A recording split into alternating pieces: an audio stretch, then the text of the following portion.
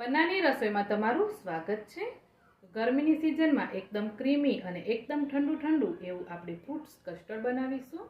તો fruits custard બનાવવું એકદમ સિમ્પલ છે અને એકદમ સરળ રીતે આપણે એને ખૂબ જ ઓછા સમયમાં બનાવીને તૈયાર કરી શકીએ છીએ। તો ચાલો બનાવવાનું શરૂ કરીએ। તો ઠંડુ ઠંડુ કસ્ટર્ડ દૂધ બનાવવા માટે સૌથી પહેલાં અહીંયા આપણે લેશું 700 થી 500 ગ્રામ જેટલું દૂધ। તો દૂધ મેં પહેલેથી ગરમ કરીને નથી લીધું, અત્યારે એને ગરમ કર્યા વગર જ લીધું છે। તો હવે આપણે દૂધને ગરમ કરશું। દૂધ ગરમ થાય એ પહેલાં આપણે 2 ચમચા ભરી અને દૂધને આ રીતે એક બાઉલની અંદર લેવાનું। એની અંદર આપણે કસ્ટર્ડ પાવડર ઓગાળવાનો છે। આ રીતે કોઈ પણ કંપનીનો તમે કસ્ટર્ડ પાવડર આવે એ લઈ શકો।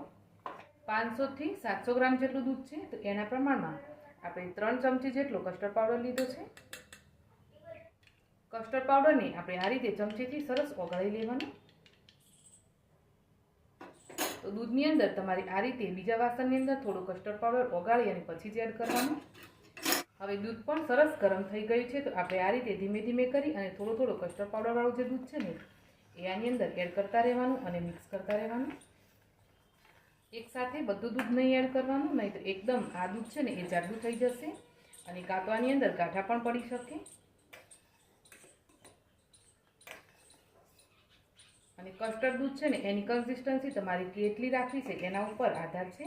તો તમારે જેટલું પણ જોઈતું હોય ને એ પ્રમાણે આમાં કસ્ટર્ડ પાવડર ઓગાળીને એડ કરવાનું છે। જો તમારે આ દૂધ છે એકદમ ઘાટું બનાવવું હોય તો તમે વધારે એડ કરજો અને તમારે મીડિયમ બનાવવું હોય તો તમારી પાવડર છે ને એ થોડું આની અંદર એડ કરવાનું।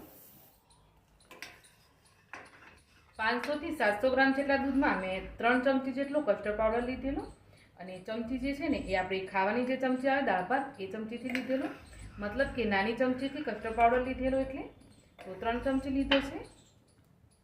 તો બધું જ આપણે કસ્ટર્ડવાળું દૂધ એડ કરી દીધું અને હવે આને કન્ટિન્યુઅસલી આ રીતે આપણે ચલાવતા જઈ અને આને પકવશું।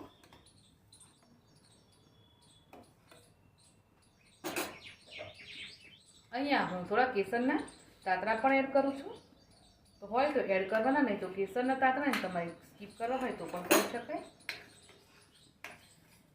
હવે કસ્ટર્ડ દૂધને કડવી કરવા માટે આપણે 4 ચમચી ખાંડ એડ કરીશું। તો તમે ખાંડ કે સાકર કોઈ પણ લઈ શકો અને ખાંડ સાકર છે એ તમારે જેટલું ગળી જોઈતું હોય એ પ્રમાણે એડ કરવાનું। કસ્ટર્ડ પાવડર અને ખાંડ ઉમેર્યા પછી આપણે સતત આને 5 થી 7 મિનિટ માટે આ રીતે ધીમા ગેસ ઉપર ચલાવતા રહી અને એ ઘાટું થાય ને ત્યાં સુધી એને પકવી લેશું।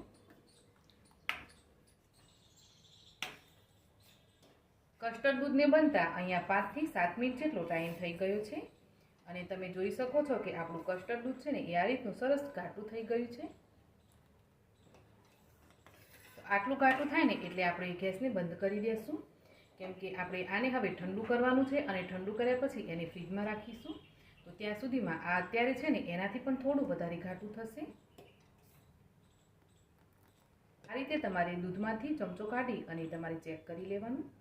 તો અહીંયા તમે જોઈ શકો એકદમ થીક લેયર આ ચમચાની ઉપર થાય છે દૂધની, મતલબ કે આપણું જે કસ્ટર્ડ દૂધ છે ને એ તૈયાર છે। હવે આને નીચે ઉતારી અને આપણે ઠંડુ થવા દઈએ। નીચે ઉતારી કસ્ટર્ડ દૂધને આપણે ઠંડુ કરી લેવાનું છે।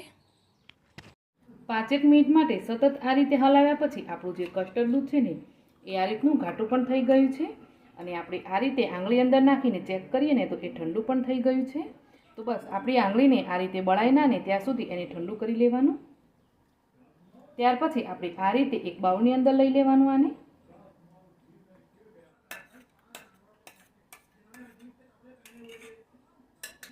હવે આપણે ગરમીની સિઝનમાં આને એકદમ ઠંડુ ઠંડુ પીરસવાનું છે। તો આપણે શું કરીશું, આને ફ્રીજમાં રાખી દઈશું અડધો થી 1 કલાક માટે ઠંડુ થવા અને ત્યાં સુધીમાં આપણે આની અંદર એડ કરવાની બાકીની વસ્તુ તૈયાર કરી લેવાની। તો ચાલો ફ્રીજમાં રાખી દઈએ। તો ફ્રૂટ્સ કસ્ટર્ડ બનાવવા માટે આપણે લેશું ફ્રૂટ્સ। તો મેં અહીંયા 4 થી 5 પ્રકારના ફ્રૂટ્સ લીધા છે, જેમાં મેં 2 કલરની દ્રાક્ષ લીધી છે, ચીકુ, દાડમ, સફરજન અને કેળું। તો ફ્રૂટ્સમાં તમને જે પણ પસંદ હોય એ તમે લઈ શકો, ના પસંદ હોય એ તમે સ્કીપ કરી શકો। કેળા અને સફરજનને આપણે છેલ્લે કટ કરીશું, કેમ કે આને કટ કરીને રાખીએ ને તો આ કાળા પડી જતા હોય એટલે। જેટલા પણ ફ્રૂટ્સ લીધા છે એ બધા ધોઈ અને સાફ કરીને લીધા છે। સૌથી પહેલાં દાડમ છોલી અને દાડમના દાણા કાઢી લઈએ। આ રીતે જેટલી જરૂર લાગે એટલા મેં દાડમના દાણા કાઢી લીધા. હવે ચીકુને છોલી અને ચીકુને પણ આપણે કટ કરી લેવાનું. ત્યાર પછી લીલી દ્રાક્ષને કટ કરી લેશું અને ત્યાર પછી કાળી દ્રાક્ષને પણ આપણે એ રીતે જ કટ કરી લેવાની. સફરજનને પણ કટ કરી લઈએ. સફરજન કટ કર્યા પછી છેલ્લે આપણે કેળાને છોલી અને કેળાને પણ એ જ રીતે નાના ટુકડાઓમાં કટ કરી લેશું. તો ફ્રૂટ્સ તમારે જ્યારે દૂધ છે ને એ ઠંડુ થઈ જાય ત્યાર પછી જ કટ કરવાના છે. તો 1 કલાક જેવો ટાઈમ થઈ ગયો હતો અને દૂધ પણ આપણું સરસ ઠંડુ થઈ ગયું હતું ફ્રીજમાં રાખી. ત્યાર પછી મેં બધા જ ફ્રૂટ્સ આ રીતે ઝીણા કટ કરીને તૈયાર કરી લીધા છે. હવે બંને વસ્તુ આપણી તૈયાર થઈ ગઈ છે, કટ કરેલા ફ્રૂટ્સ અને સાથે જ આપણે જે કસ્ટર્ડ દૂધ બનાવેલું એ પણ. તો બધી જ વસ્તુને આપણે બાઉલની અંદર મિક્સ કરીએ. સૌથી પહેલાં આપણે ચીકુના ટુકડા એડ કરીશું, ત્યાર પછી આપણે લીલી દ્રાક્ષને એડ કરીશું, ત્યાર પછી કટ કરેલું કેળું એડ કરીશું, કાળી દ્રાક્ષ એડ કરી દેવાની અને હવે આપણે દાડમના દાણા પણ એડ કરી દઈશું અને છેલ્લે આપણે જે સફરજન ચોપ કર્યું એ સફરજન પણ આપણે એડ કરી દઈએ. તો બધા જ ફ્રૂટ્સ મેં એડ કરી દીધા છે અને 1 ચમચી જેટલા મેં બચાવીને પણ રાખ્યા છે. છેલ્લે આપણે ગાર્નિશિંગમાં એને વાપરશું. હવે બધું જ આપણે આ રીતે સરસ મિક્સ કરી લેવાનું. તો તમે જોઈ શકો છો ફ્રેન્ડ્સ કે આપણું ફ્રૂટ કસ્ટર્ડ બનીને તૈયાર છે અને એને જોતાં જ મોઢામાં પાણી આવી જાય એવું એ તૈયાર થયું છે.